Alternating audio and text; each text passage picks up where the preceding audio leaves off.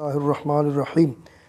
یہ سورہ الشعراء کی آیات ہیں 221 اور 223، 21ویں آیات۔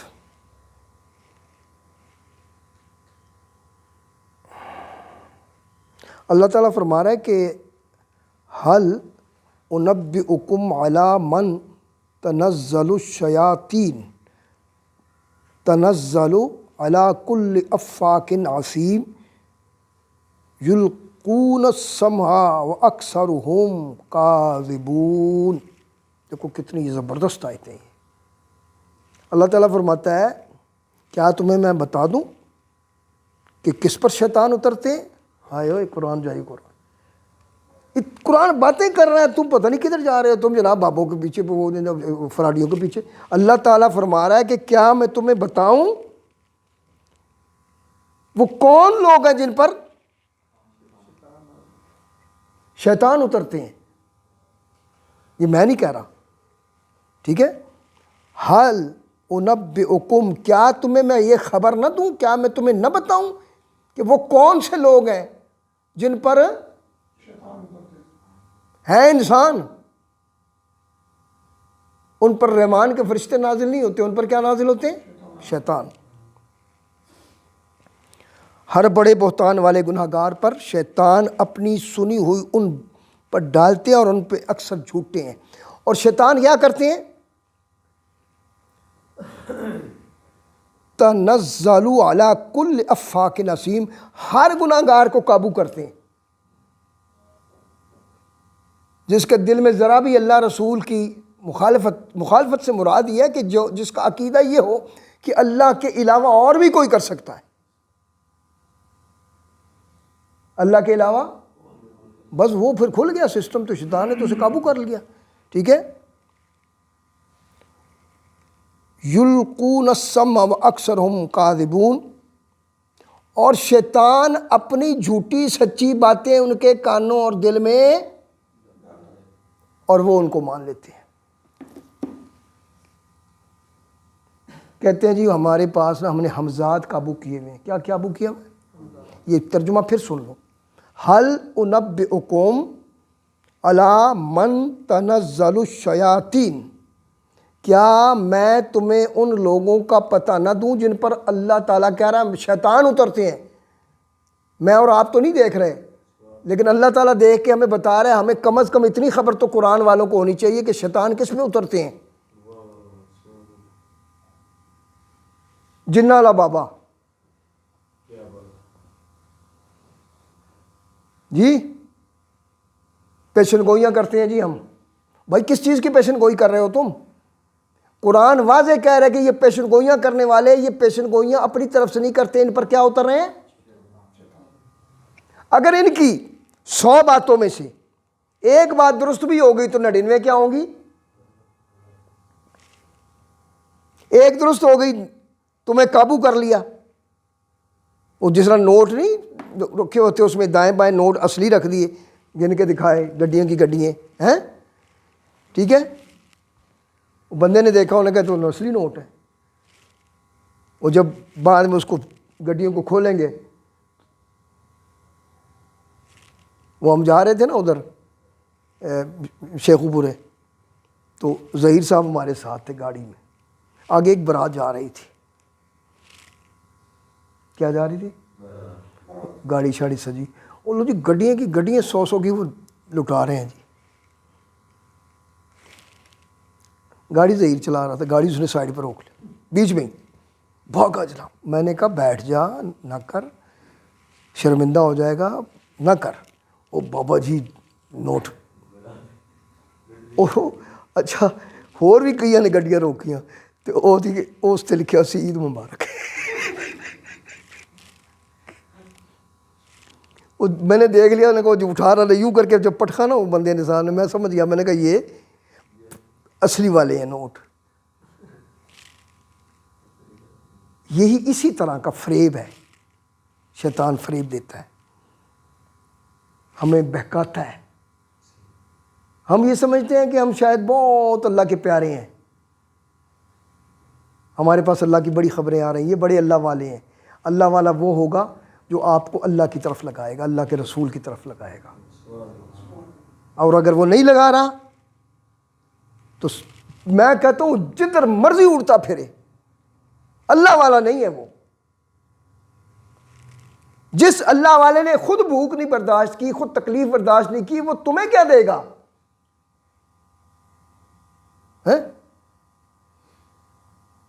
وہ تمہیں کچھ نہیں دے سکتا۔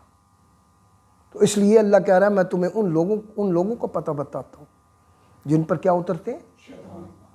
اب جس پر شیطان نازل ہوگا، کیا شیطان اس کو اچھی باتیں بتائے گا؟ اچھا جی، کیا ہے جی؟ میرے پاس موکلات ہیں جی، قل ہو اللہ کا وظیفہ میں نے کیا تھا، اس سے کیا حاصل کر لیا میں نے؟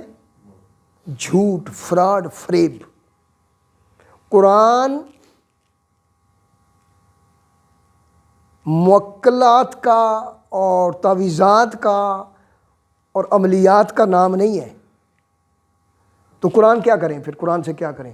قرآن کو پڑھ کر ہمیں اللہ راضی کرنا ہے، اللہ کا قرب حاصل ہو جائے ہمیں۔ یار اتنی سی بات نہیں سمجھ آتی کہ ایک بہت بڑا بندہ، بادشاہ نے اعلان کیا بھئی آج میں فتح یاب ہو کر آیا ہوں اور میں بڑا خوش ہوں، پوری میری جتنی رعایا ہے وہ آئے اور میں نے خزانوں کے منہ کھول دیے۔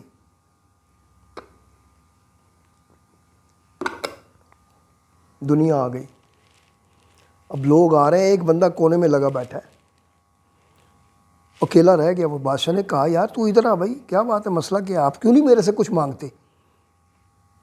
کسی نے لونڈیاں مانگی ہیں، کسی نے کوئی میرے سے ملازمت مانگی ہے، کسی نے ہیرے مانگے ہیں، کسی نے موتی مانگے ہیں، اشرفیاں مانگی ہیں، میں نے سب کو دیا ہے، تو بھی بہت۔ انہوں نے کہا نہیں میں نہیں مانگتا۔ انہوں نے کہا یہ تو میری شان کے لائق نہیں ہے کہ تو میرے دربار میں بھی آئے اور میرے سے مانگے بھی کچھ نہ۔ انہوں نے کہا پھر تو دے گا؟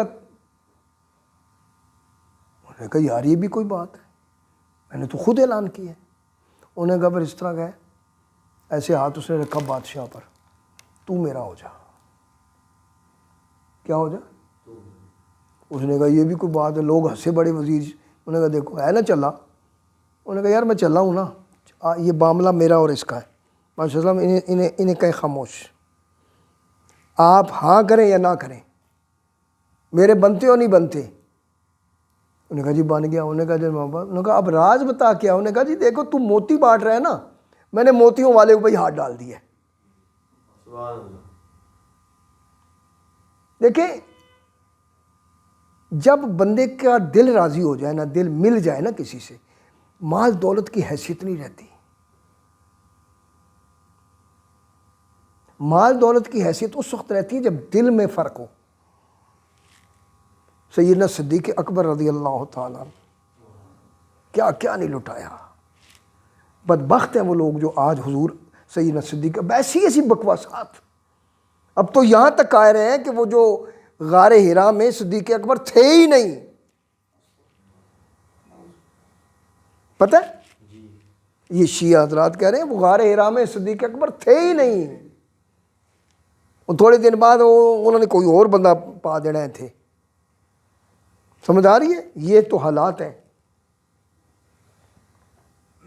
یعنی وہ ہستی جس نے اپنی جان، مال، آل، اولاد کسی کو دیکھا ہی نہیں حضور کے محبت میں، جن پہ قرآن اللہ تعالیٰ نازل کر رہا ہے، ثانی اثنین اذ ہما فی الغار۔ اور کون تھا جی وہاں پھر؟ اللہ نے پہلے میں سے دوسرا کس کو کہا ہے؟ ثانی کس کو کہا ہے؟ دونوں میں سے ایک کس کو کہا؟ اللہ نے وہ نقشہ بیان فرمایا جب ایک صاحب تسلی دے رہے تھے، لا تحزن ان اللہ معنا۔ صدیق اکبر گھبرا رہے تھے، گھبرا بھی کیوں رہے تھے بھلا؟ کیوں گھبرا رہے تھے؟ موت کی وجہ سے۔ انہیں اپنی کوئی فکر تھی، فکر یہ تھی کہ یہ غار ہے، یہ غار سور، اور یوں کر کے وہ اندر جانا پڑتا ہے اس کے نیچے اتر کے۔ تو یہ جو کفار تھے یہ یہاں کھڑے تھے، یہاں کھڑے تھے، غار کا منہ یہ ہے، کفار یہاں کھڑے ہیں، اندر سے ان کے یہ پاؤں نظر آ رہے تھے.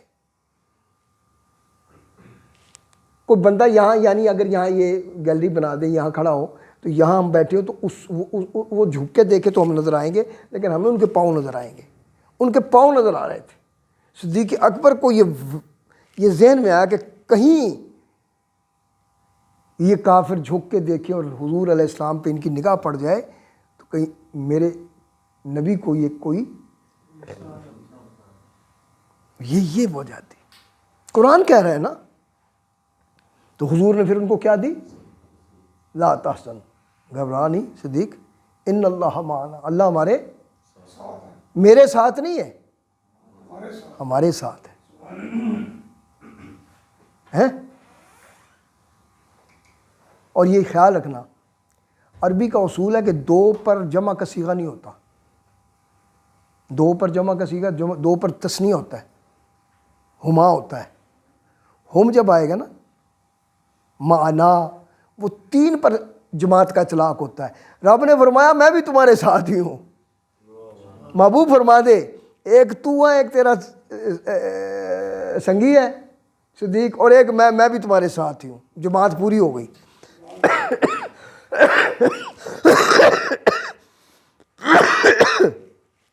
سمجھ آئیے جماعت، کیونکہ جماعت کے لیے تین بندوں کا ہونا، دو پیچھے کھڑے ہو جائیں اور ایک، اللہ نے فرمایا جماعت پوری ہے. ایک میں، ایک تو میرا محبوب تو تیرا محبوب، ایک تو میرا محبوب ہے، ایک سید صدیق اکبر. یار ظلم کرتے ہو یار، شرم نہیں آتی؟ کیسی بکواس کرتے ہو یار ان لوگوں کے بارے میں، کتنا بڑا کفر تولتے ہو، کہاں جواب دو گے؟ اچھا پھر دیکھیں اس سے تو ثابت یہ ہوا کہ نبی کریم علیہ السلام کو پوری زندگی پتہ ہی نہیں چلا کہ یہ جو میرے ساتھ ساتھ ہے یہ اس کی نیت کیسی ہے. یہ پھر بلیم کس میں آیا؟ ادھر تو منافقین کی نام لے لے کے سرکار نے نہ باہر نکالا ہے. خبردار، یہ ساری عمر ساتھ رہے، یہ ساری عمر ساتھ رہے، بچپن سے جوانی تک. ان کے بارے میں اللہ نے سرکار کو بتایا ہی نہیں. یار کیسا ظلم کرتے ہو یار. تو یہ کس پر، یہ پھر یہ بے خبری کس؟ ایک طرف تو کہتے ہیں رسول میرا نبی سب جانتا ہے جی، اور ایک طرف تم کیا کر رہے ہو کہ انہیں پتہ ہی کچھ نہیں. اور ظلم کرو یار، شرم کرو. عمر فاروق، صدیق اکبر، عثمان غنی، علی حیدر کرار، اہل بیت اطہار، ہماری جانیں قربان ان پر. لیکن یہ جو آج علی علی کرتے پھر رہے ہیں، ان کو سوچنا ہے، جو حسین حسین کر رہے ہیں دیکھنا ہے کہ یہ کس چکر میں کر رہے ہیں.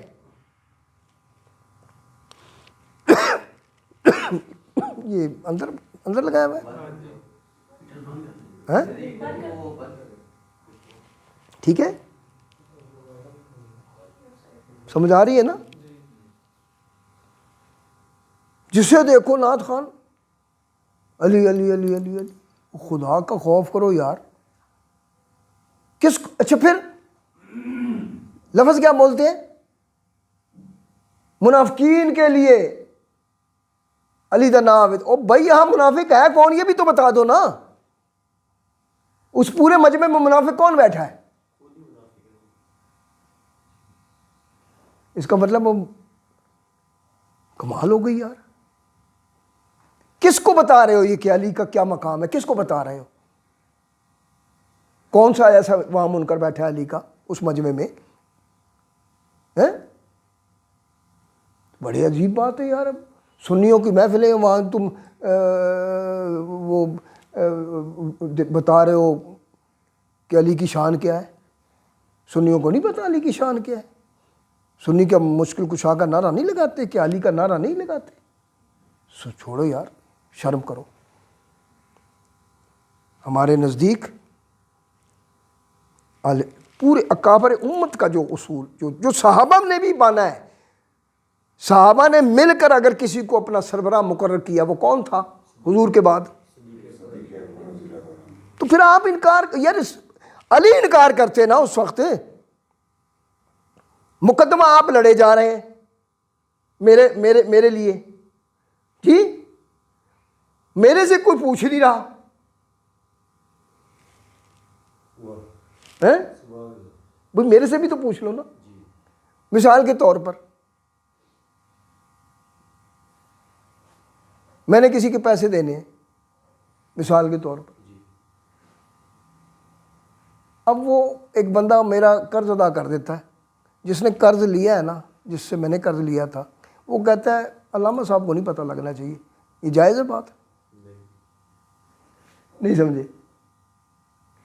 قرض میرا تھا، سلیمان نے اتار دیا، عدنان کو پیسے دینے تھے میں نے، اب کبھی ریکارڈ کر رہے ہیں، کان کھڑے ہو گئے نہیں، اس نے بھی پتے باقی دینے میں اس نے پیسے، حافظ یہ تیرا ابا بڑا نکما آدمی، کان کھڑے، کل کو کہے گا جی السلام علیکم بابا جی وہ پیسے دینے تھے آپ نے میرے، اور کس آخیا میں آپ تسی آپ ہی آخیا، ہاں یہ پتہ کوئی نہیں ہے۔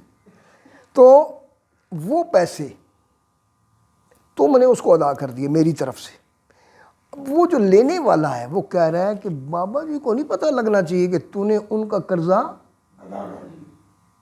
یہ کیا بات ہوئی جی، دسو جی، بھائی مجھے تو بتانا لازمی بنتا ہے، بلکہ دینے سے پہلے تو مجھ سے پوچھ کہ حضرت صاحب وہ کوئی اس طرح کی کوئی بات ہے، میں پھر ہاں یا نہ میں کہوں گا، میں کہوں گا نہیں بھائی وہ مسئلہ کوئی نہیں ایسا، ہمیں بکواس کر رہے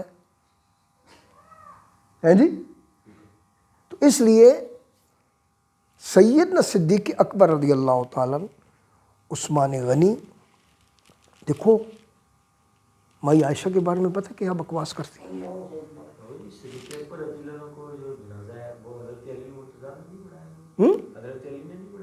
کیا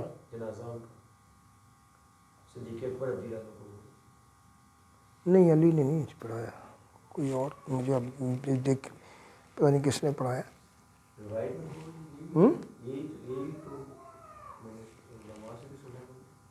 نہیں علی نے نہیں پڑھا۔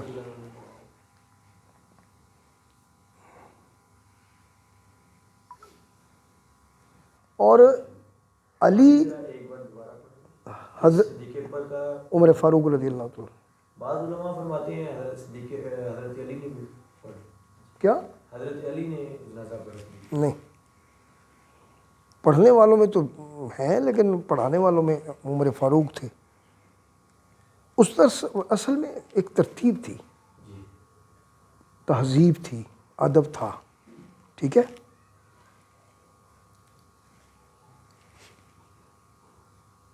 یعنی ترتیب یہ ہے کہ جناب علی سب سے چھوٹے تھے عمر میں، ٹھیک ہے، ویسے تلنا تانی آپ کیے جائیں تو کیے جائیں، دیکھنا یہ ہے کہ ہم جس سوچ کو سوچتے ہیں نا، ہم جس سوچ پہ بیٹھے ہیں، ہماری سوچ یہ ہے کہ وہ جی چونکہ جناب علی، یہ آپ کی سوچ ہے، آپ علی کی سوچ سے سوچے نا، سمجھ آ رہی نہیں آ رہی؟ بڑا چھوٹا ہونا تو وہ ان کے جو معاملی ظاہری معاملات تھے ان کو بھی تو دیکھو نا، ان میں تو بھائی برابر بھی بڑا پر نہیں ہے، کمال ہو گئی یار۔ عمر فاروق صدیق اکبر سے عمر میں چھوٹے ہیں، عمر فاروق سے عثمان غنی، عثمان غنی کے بعد، ٹھیک ہے، وہ علی نے کوئی ایسی بات کبھی کی نہیں، وہیں بکواس کر رہے ہو تم۔ تو کیا علی نعوذ باللہ اتنے بے ادب تھے کہ حضور علیہ السلام کے جو دوست تھے، جسے دوستی کا شرف حاصل تھا، وہ اس طریقے سے ان سے بات کرتے؟ ظاہر ہے مائی فاطمہ الزہرا رضی اللہ تعالیٰ عنہ، جناب صدیق، دیکھو نا وہ ہماری مثال کے طور پہ بیٹی ہے، چھوٹی سی تھی وہ، جی، تو میرے جو دوست ہیں مثلا حافظ اختر سعید صاحب ہیں، میں کتنی بڑا علامہ بن جاؤں، اب وہ اس کے لیول پر تو نہیں میری اولاد آ سکتی نا. میرے دوستوں کو تو میری اولاد کو کرنا چاہیے نا. یا میرا کوئی سینئر مرید ہے جو تھوڑا ایج میں زیادہ ہے تو میری اولاد کو اس کا بھی کیا کرنا چاہیے. یار کیسی باتیں کرتے ہو تم, کون سی جزیاں کلیاں نکال کر لاتے ہو, سارا سسٹم ہی بدل دیتے ہو تم ادب و تہذیب کا. کوئی بڑا ہی چھوٹا ہی رہی ہی کہیں نہیں. ہمارے لیے علی جو ہے یقیناً ہم نہیں, ہمارا قیاس اور ہمارا گمان وہ نہیں جاتا وہاں تک, ان کی ہستی تک, لیکن یار جو برابر کے لوگ ہیں ان میں تو چھٹائی بڑائی ہے نا. اور پوری امت مل کر بعد از انبیاء صدیق اکبر کی فضیلت کی پر متفق ہے. آپ نہ مانیں, آپ نہ مانیں. علی نہیں بول رہے, فاطمہ نہیں بول رہی, حسن نہیں بول رہے, حسین نہیں بول رہے, انہیں چمونے لڑ رہے ہیں. ہوں 1400 سال بعد انہیں چمونے لڑے, ان کو تکلیف ہو رہی نہیں کہ خارج بہت زیادہ ہے. جھوٹے, مکار, فریبی.